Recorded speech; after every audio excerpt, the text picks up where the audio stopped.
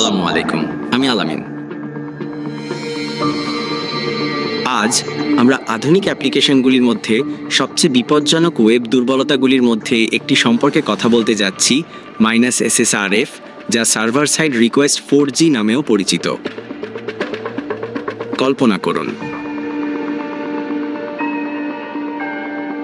আপনি এমন একটি ওয়েবসাইট পরিদর্শন করেন যা আপনাকে একটি পৃষ্ঠার প্রিভিউ আনতে একটি URL প্রবেশ করতে দেয়। দেখতে ক্ষতিকারক নয়, তাই না? কিন্তু যদি কোনো আক্রমণকারী সার্ভারকে এমন কিছু অনুরোধ করতে বাধ্য করে যা এটি কখনই স্পর্শ করা উচিত নয়, যেমন অভ্যন্তরীণ ফাইল, ক্লাউড মেটাডেটা, এমনকি ব্যক্তিগত পরিষেবা, SSRF ঠিক এটাই।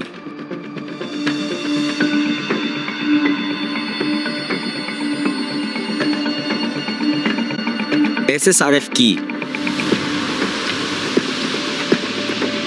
সার্ভার সাইড রিকোয়েস্ট 4G তখন ঘটে যখন একটি ওয়েব অ্যাপ্লিকেশন সঠিক যাচাই ছাড়াই ব্যবহারকারী সরবরাহকৃত URL থেকে একটি রিসোর্স আনে।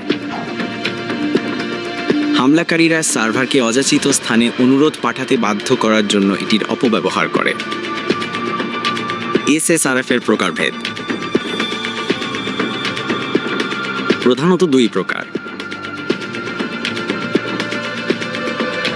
বেসিক SSRF আক্রমণকারী সার্ভারকে যে কোনো URL আনতে বাধ্য করতে পারে, যেমন অভ্যন্তরীণ নেটওয়ার্ক পরিষেবা। অন্ধ SSRF আক্রমণকারী সরাসরি প্রতিক্রিয়া দেখতে পারে না, কিন্তু অভ্যন্তরীণ সিস্টেমের সাথে যোগাযোগ করতে পারে। উদাহরণ, একটি ওয়েবসাইট একটি প্রিভিউ তৈরি করার জন্য একটি চিত্র URL চায়। সাধারণত আপনি প্রবেশ করেন http://example.com/image.jpg, কিন্তু একজন আক্রমণকারী প্রবেশ করে http://127.0.0.1/admin। এখন সার্ভার তার নিজস্ব অ্যাডমিন প্যানেল আনার চেষ্টা করে সম্ভাব্য সংবেদনশীল ডেটা প্রকাশ করে। বাস্তব বিশ্ব প্রভাব: অভ্যন্তরীণ পরিষেবাগুলিতে অ্যাক্সেস করুন,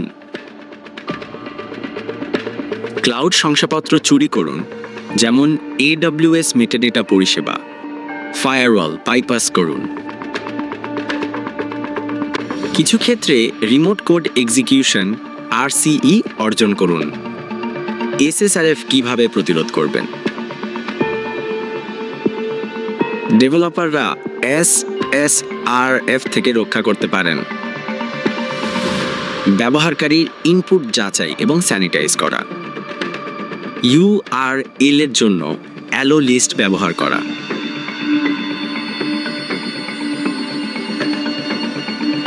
সার্ভার অনুরোধগুলি কেবল বহিরাগত ডোমেনগুলিতে সীমাবদ্ধ করা, নেটওয়ার্ক বিভাজন এবং ফায়ারওয়াল নিয়ম প্রয়োগ করা।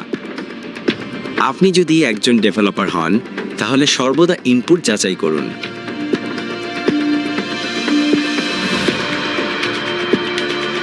আপনি যদি একজন নিরাপত্তা পরীক্ষক হন, তাহলে সর্বদা ফাইল আপলোড, চিত্র ফেচার বা URL প্রিভিউ বৈশিষ্ট্যগুলিতে SSRF পরীক্ষা করুন।